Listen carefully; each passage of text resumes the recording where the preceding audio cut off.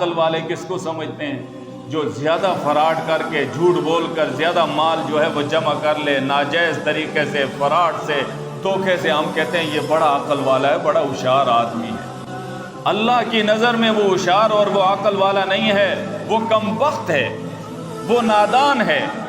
گویا اللہ کے ہاں عقل والا وہ ہے جو علم رکھنے والا، علم کی سمجھ بوجھ رکھنے والا، قرآن کی سمجھ رکھنے والا، احادیث کی سمجھ رکھنے والا، اور سمجھنے کے بعد اس پر عمل کرنے والا، یہ اللہ کے ہاں عقل والا ہے۔ اور پھر ذرا غور کیجئے، دین کے علم رکھنے والے کو اللہ نے بینا فرمایا، گویا یہ نظر والا ہے، اس کو نظر آتی ہے، اور جو دین کا علم حاصل کرنے والا نہیں، اللہ نے اس کو اندھا فرما دیا کہ وہ اندھے کی طرح ہے۔ جس طرح ایک نابینا آدمی ہے، راستے پہ چلتا ہے، راستے پہ پتھر بھی آتے ہیں اور خش و خاشاک، کانٹے، ساری چیزیں آتی ہیں، لیکن اس بیچارے کو کوئی پتہ نہیں ہے، وہ اپنے پاؤں سے رونتا ہوا چلتا ہے۔ اور گویا ایک آدمی کو نظر آ رہا ہے آنکھوں سے، تو وہ جائے گا، وہ پتھر کی بھی تمیز کرے گا، وہ کانٹے سے بھی اپنے آپ کو بچائے گا، وہ انسان سے بھی اپنے آپ کو بچائے گا، وہ جاندار بے جان ہر چیز سے اپنے آپ کو بچائے گا۔ اللہ کریم نے فرمایا علم رکھنے والے وہ آنکھ، جن کی آنکھیں ہیں، جن سے نظر آتا ہے، وہ ان کی طرح ہے، اور جن کے پاس علم نہیں ہے وہ اس اندھے کی طرح ہے۔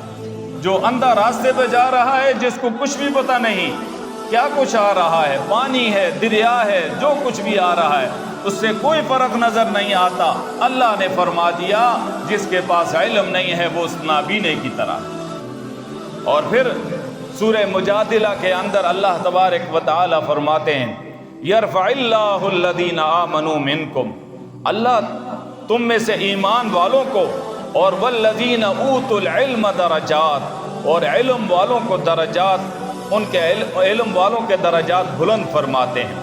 اور اللہ تعالی ہر اس کام سے جو ہے وہ خبر رکھنے والے ہیں جو کچھ وہ کرتے ہیں۔ اب اندازہ لگائیں، اللہ تبارک و تعالی خود فرما رہے ہیں جو ایمان والے ہیں یرفع اللہ، اللہ کے ہاں وہ کیا ہیں؟ بلند ہیں، ان کے درجات بلند ہیں، اور جو علم رکھنے والے ہیں ان کے درجات کیا ہیں؟ بلند ہیں۔ تو گویا دو قسم کے، علم ہوگا ایمان ہوگا، ایمان نہیں ہے تو علم کا بھی کوئی فائدہ نہیں ہے۔ کافروں کے پاس بھی بڑا علم ہے، یہودیوں کے پاس بھی بڑا علم ہے، عیسائیوں کے پاس بھی بڑا علم ہے، ہو سکتا ہے ان کے پاس قرآن کا اتنا علم ہو جو ہمارے پاس نہیں ہے، لیکن ایمان نہیں ہے۔ ایمان نہ ہونے کی وجہ سے گویا اس علم کا کوئی فائدہ ان کو نہیں ہے۔ آخرت کے اعتبار سے ایک مچھر کے پر کے برابر بھی ان کو کوئی فائدہ نہیں ملے۔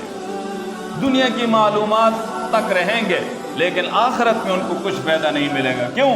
سب سے پہلی چیز جو ہے وہ ایمان ہے۔ ایمان ہوگا پھر علم ہوگا تو پھر فائدہ ہے، ایمان نہیں ہے علم ہے تو کوئی فائدہ نہیں، اور ایمان ہے اور علم نہیں ہے پھر بھی کوئی فائدہ نہیں۔